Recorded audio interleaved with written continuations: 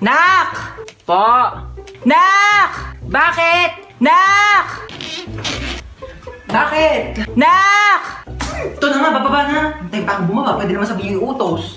Oh, ano yun? Ay, andyan ka na pala. Kunin mo yung pantahi ko. Anong pantahi? Nasaan? Ando sa kwarto ko sa second floor. Ano ba yan? Sa taas na ako kanina, pinabababa mo pa ako, tapos sa taas na di pala yung utos mo. Aba, huwag ka magreklamo ha. Kaming ano kabataan namin, naglangoy-langoy pa kami sa dagat, tsaka nag-akyat pa kami ng bundok para makapunta Ah, ito na, ito na, ito na, Tapos ito na, ito ito na. ka lang ng hagdan, dami mong reklamo.